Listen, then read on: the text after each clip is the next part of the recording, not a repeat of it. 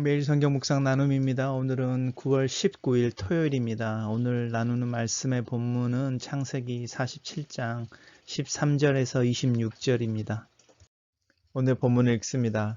기근이 더욱 심하여 사방에 먹을 것이 없고 애굽 땅과 가나안 땅이 기근으로 황폐하니 요셉이 곡식을 팔아 애굽 땅과 가나안 땅에 있는 돈을 모두 거두어 들이고 그 돈을 바로의 궁으로 가져가니 애굽 땅과 가나안 땅에 돈이 떨어진지라. 애굽 백성이 다 요셉에게 와서 이르되 돈이 떨어졌사오니 우리에게 먹을 것을 주소서. 어찌 주 앞에서 죽으리이까. 요셉이 이르되 너희의 가축을 내라. 돈이 떨어졌은즉 내가 너희의 가축과 바꾸어 주리라. 그들이 그들의 가축을 요셉에게 끌어오는지라. 요셉이 그 말과 양떼와 소떼와 나귀를 받고 그들에게 먹을 것을 주되 곧 그 모든 가축과 바꾸어서 그해 동안에 먹을 것을 그들에게 주니라. 그 해가 다가고 새 해가 되매 무리가 요셉에게 와서 그에게 말하되 우리가 주께 숨기지 아니하나이다. 우리의 돈이 다하였고 우리의 가축대가 주께로 돌아갔사오니 주께 낼 것이 아무것도 남지 않고 우리의 몸과 토지뿐이라. 우리가 어찌 우리의 토지와 함께 주의 목전에서 죽으리이까. 우리 몸과 우리 토지를 먹을 것을 주고 사소서. 우리가 토지와 함께 바로의 종이 되리니 우리에게 종자를 주시면 우리가 살고 죽지 아니하며 토지도 황폐하게 되지 아니하리이다. 그러므로 요셉이 애굽의 모든 토지를 다 사서 바로에게 바치니 애굽의 모든 사람들이 기근에 시달려 각기 토지를 팔았음이라. 땅이 바로의 소유가 되니라. 요셉이 이때 애굽 땅 이 끝에서 저 끝까지의 백성을 성읍들에 옮겼으나 제사장들의 토지는 사지 아니하였으니 제사장들은 바로에게서 녹을 받음이라. 바로가 주는 녹을 먹음으로 그들이 토지를 팔지 않음이었더라. 요셉이 백성에게 이르되 오늘 내가 바로를 위하여 너희 몸과 너희 토지를 샀노라. 여기 종자가 있으니 너희는 그 땅에 뿌리라. 추수의 5분의 1을 바로에게 상납하고 5분의 4는 너희가 가져서 토지의 종자로도 삼고 너희의 양식으로도 삼고 너희 가족과 어린 아이의 양식으로도 삼으라. 그들이 이르되 주께서 우리를 살리셨사오니 우리가 주께 은혜를 입고 바로의 종이 되겠나이다. 요셉이 애굽 토지법을 세우매 그 5분의 1이 바로에게 상납되나 제사장의 토지는 바로의 소유가 되지 아니하여 오늘날까지 이르니라. 오늘의 본문은 세 단락으로 나누어져 있습니다. 본문의 이야기는 야곱의 가족이 이주해 온 후에 5년 정도 남은 그 기근 동안에, 가뭄 동안에 애굽에 어떤 일이 있었는지 또 요셉이 무엇을 했는지를 담담하게 적고 있습니다. 단락별로 살펴보겠습니다. 오늘 첫 번째 본문은 기근이 더욱 심하여라는 말로 시작하고 있는데 야곱의 가족이 애굽으로 이주한 게 7년 기근의 두 번째 해였으니까 이제 5년의 기근이 남아 있는데 그 상황에 대해서 이야기할 때에 기근의 상황이 더 어려워지고 형편이 더 힘들어졌다라는 이야기를 하고 있습니다. 애굽 땅과 가나안 땅이 기근으로 황폐하니 메말르니 버려졌으니 이런 뜻입니다. 요셉이 곡식을 팔아서 이제 처음에는 돈을 받고 곡식을 판 거죠. 근데 이제 기근이 심해지면서 이제 돈이 다 떨어지자 이제 애굽 백성들이 와서 이제 곡식을 구하게 되고 요셉이 그들에게 가축을 이야기하고 있습니다. 이제 가나안 땅 또한 애굽의 영향권 안에서 그 곡식에 대한 이야기를 하고 있는데 이제 정작 그 땅에 대한 이야기를 하거나 가축에 대한 이야기로 넘어올 때는 이제 애굽 백성으로 이야기를 하면서 애굽에서 일어난 일에 대한 이야기를 하고 있습니다. 이제 먼저는 가축인데 가축과 곡식을 바꾸어 줍니다. 그래서 말과 양떼와 소나기와 나귀를 받고 그들의 먹을 것을 줘서 그들이 먹을 동안 한 해 동안 먹을 것을 그들에게 줬다 이렇게 말하는데 이 말을 우리가 오해하면 안 됩니다. 양 한 마리에 얼마 이렇게 줬다라는 개념보다는요. 그들이 가져오는 가족의 형편 가축의 형편에 따라서 곡식을 준 것이 아니고 그들의 형편을 따라서 그들이 한 해 동안에 그 해 동안에 먹을 것을 줬다라고 말하는 부분을 좀 더 집중해 보시면 좋겠습니다. 그러니까 단순히 말과 양을 그 자본주의적인 관점으로 이렇게 금액을 따라서 그만큼 줬다라는 것이 아니라 담보를 그들이 가지고 있는 이 양이라고 말하는 또 소나 가축이라고 말하는 게 그 가뭄에서 입인 거잖아요. 곡식을 먹는 입인데 그 입을 줄여주는 개념을 이야기하고 있습니다. 그러면서 한 해 동안 먹을 곡식을 줘서 사람들로 하여금 살게 했다라는 이야기가 있고, 가축은 이제 정부나 국가에서 이제 관리하게 되는 부분입니다. 단락을 요약해 보겠습니다. 저는 이 단락을 기근이 더 심해지고 요셉은 곡식을 백성들의 가축과 바꾸어 공급한다라고 요약해 봤습니다. 두 번째입니다. 그 해가 다가고 새해가 되매라고 말하는데, 이 그 해가 1년인 건지 아니면은 그 세 번째 해가 되는 기근의 해에서 이제 새해가 됐다고 말하는 부분이 이제 그 기근이 끝나는 때인 건지 정확하게 알 수는 없지만, 이 새해라는 말로 시작을 하고 또 본문을 잘 읽어보면 이제 종자에 대한 이야기를 하고 있죠. 우리에게 종자를 주시면이라고 말하고, 우리가 살고 죽지 아니하며 토지도 황폐하지 않게 된다라고 말하는 부분 속에서 기근이 끝나는 마지막 해, 아니면은 기근이 끝나고 이제 새로운 일들을 해야 되는 어떤 해라고 할 수 있습니다. 저는 개인적으로 이 새해라는 게 기근이 끝나고 이제 사람들이 다시 이제 농사를 짓고 막 일해야 되는 때인데, 사실은 그것이 쉽지 않은 이런 상황인 거죠. 왜냐하면 7년의 기근으로 인해서 새로운 것을 시작할 수 없는 게 있습니다. 예를 들어서 우리가 이사야서 묵상할 때도 보았는데, 히스기야에게 하나님이 이사야를 통해서 예언을 해주기를, 첫 번째 해에는 땅에서 난 곡식, 채소나 식물들을 먹게 될 거고, 두 번째 해도 그럴 거고, 세 번째 해가 되면 너희가 씨앗을 뿌리고 땅에서 재배하여 농사 지은 것을 먹게 될 거다, 이렇게 예언하는 부분이 있었습니다. 그것이 하나님의 은총이라는 어떤 증거였는데 기억나실 겁니다.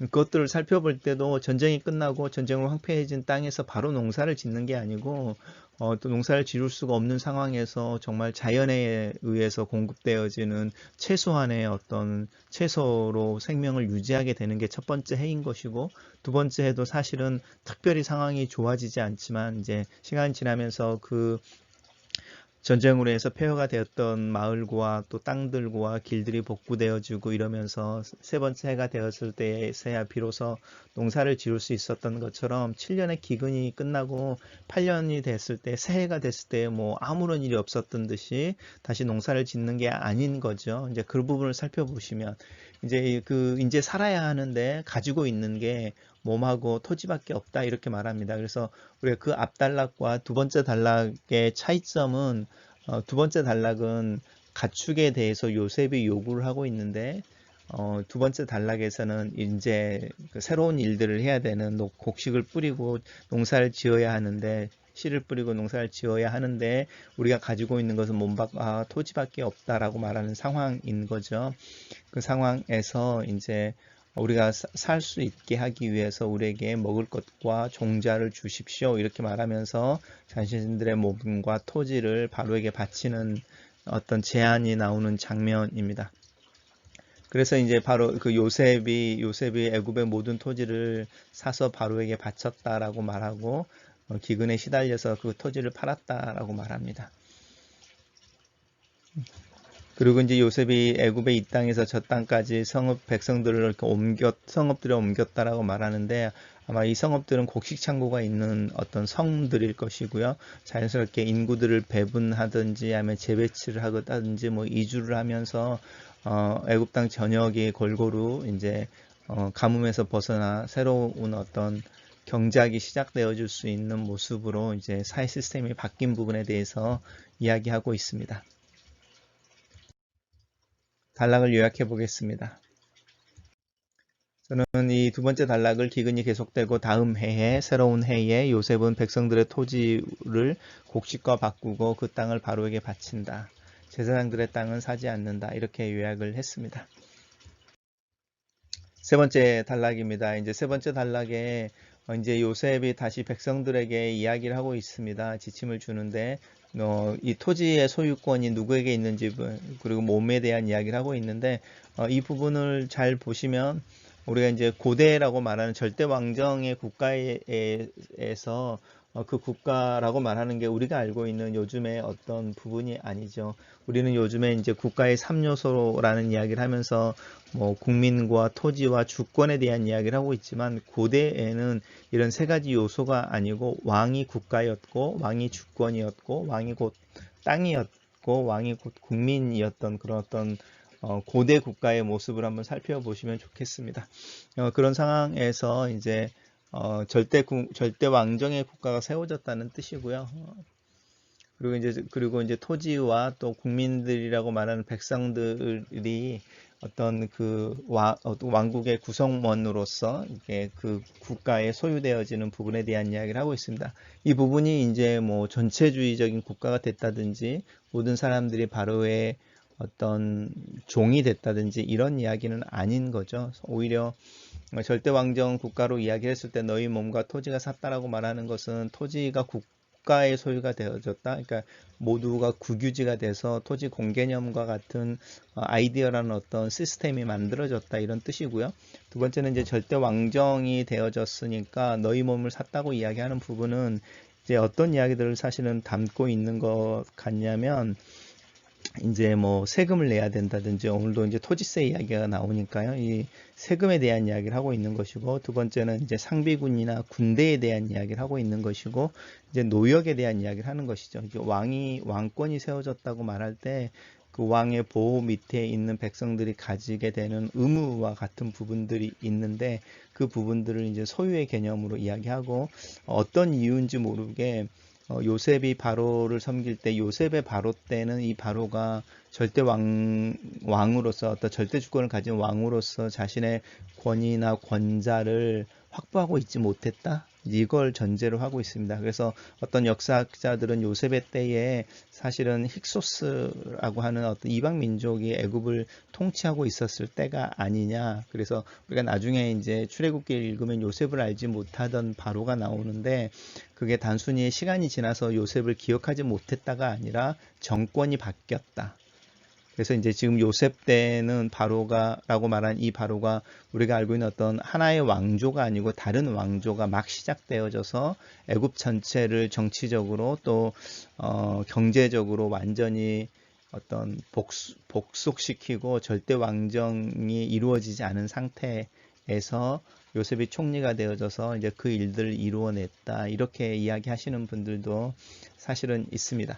어쨌든 이제 토지가 공개념이 되어졌다는 뜻이고요. 또 그 나른 고대 시대의 다른 세법과 달리 5분의 1이라고 말하는 요소는 상대적으로 굉장히 합리적인 부분이라고 할 수 있습니다. 보통 우리나라만 하더라도 이제 고대로 가면은 뭐 반틈 소장인들에게 수확물의 반틈 2분의 1을 요구하거나 뭐 최소한 3분의 1을 요구했었는데 5분의 1을 유지하는 부분들은 사실은 되게 리저너블한 부분이고요.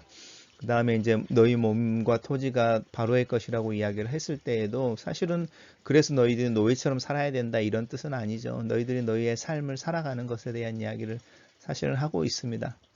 그래서 오히려 요셉이 이런 일들을 통해서 기근이 지나면서 어떤 국가의 시스템을 놓고 현실적으로 미래까지 갈 수 있는 그러니까 오늘날까지 이르른다라고 말하는 굉장히 이렇게 이상적이고 또 현실적인 어떤 사회 시스템을 만드는 부분에 대한 이야기를 남기고 있습니다. 단락을 요약해 보겠습니다. 요셉은 토지법을 세우고 종자를 공급하여 백성들로 농사를 짓게 한다로 저는 요약을 해 보았습니다. 묵상 포인트입니다. 야곱과 그의 가족이 애굽으로 이주해온 후에 기근은 더 심해진다. 7년의 기근은 그 끝이 정해진 것이지만 너무나 혹독했다. 3년차 기근이 되자 백성들은 곡식이 떨어지고 요셉에게 나와서 곡식을 구한다. 요셉은 백성들의 가축과 곡식을 바꾸어 공급한다. 이때 가축은 각 가정에서 엑스트라로 곡식을 소비하는 존재이다. 지금 당장 입을 줄이는 게 필요했던 시기였던 것 같다. 어려움을 경험하는 이들이나 길에서 구걸하는 노숙자들을 볼 때면 어떻게 그들을 도와줄 수 있을지를 고민하게 된다. 무시하고 지나갈 때도 있고 차 안에 있는 동전을 나눠줄 때도 있다. 각자의 상황과 사연을 알 수 없고 또 한 개인으로서 내 능력 때문에 그들을 지나가며 또 그렇게 지나갈 때에 마음에서 느끼는 죄책감에 시달릴 때도 있다. 요셉은 왜 곡식을 무료로 공급하지 않았을까? 고난이 심할 때 문자 그대로 절대 빈곤, 생존을 위해 씨름할 때가 있다. 백성들은 이제 단순히 생존해야 하는 생존이 최고로 급박한 위기의 상황이 되었다. 미래를 기약할 수가 없고 종자가 없어 농사를 시작하기도 어려운 상황이다. 코로나의 상황이 바로 어쩌면 이런 7년 기근의 시작인 것일까? 환경과 기후의 변화에 대한 관심, 종말론적인 산불과 대기 오염에 대한 걱정이 늘어가고 있다. 생존이 절대적인 과제가 되는 시기가 오는 것일까? 두 번째 묵상 포인트입니다. 기근이 더 심해지고 이제 백성들은 자신들의 토지와 자기의 몸을 팔아 곡식을 구한다. 히스기야 왕 때의 예루살렘이 사내립에 포위되었을 때의 음식이 떨어지고 그 배고픔을 해결하기 위해 인육을 먹는 비참한 현실에 대한 이야기가 성경 속에 있다. 인간이 궁지에 몰렸을 때 생존하는 것이 최고의 목표가 되는 상황에서 나는 가족들을 지키기 위해 무엇을 할 수 있을까? 이런 생각이 내일에 대한 두려움의 또 다른 이유가 되는 것 같다. 이민생활은 이 생존의 문제에 대한 두려움을 벗어나기가 쉽지 않은 것 같다. 토지가 국유화되어지고 가축과 종자들이 국가에서 관리되어지는 상황이 되었다. 내일을 기약하고 희망할 수 있는 사회적인 제도가 마련된다. 이 시기의 복지 시스템은 그만큼 인간 사회의 진보를 반영하고 있다. 절대 빈곤이 사라지고 사람들이 나름의 꿈과 각자의 삶을 최선으로 살아내기 위해 도전하고 시도하는 것을 지원하는 기본적인 복지 시스템이 있는 나라를 꿈꿔본다. 마지막 묵상 포인트입니다. 고대의 토지 관련 세법은 수확물의 2분의 1이나 3분의 1을 부과하고 있다. 요셉의 토지법은 상대적으로 낮은 5분의 1의 세율을 이야기한다. 요셉은 백성들에게 종자를 공급하고 농사를 짓도록 하고 또 이 요셉을 통해서 애굽의 경제적인 기초가 놓이고 있다. 시스템에 대해서 생각해 본다. 몇 명의 정치가들이나 권세자들을 섬기는 시스템이 아니라 자본이나 이익에 의해 바뀌고 변개되는 부정의한 시스템이 아니라 인간의 얼굴을 하고 사람들을 사람답게 살게 하기 위해 최소한의 지원과 최대의 보호를 약속하고 시행하는 시스템에 대해서 생각해 본다. 토지 공개념이나 금융실명제, 최소생활지원과 같은 여러 복지 정책에 대해 기독교적인 성찰과 지지가 필요하지 않을까.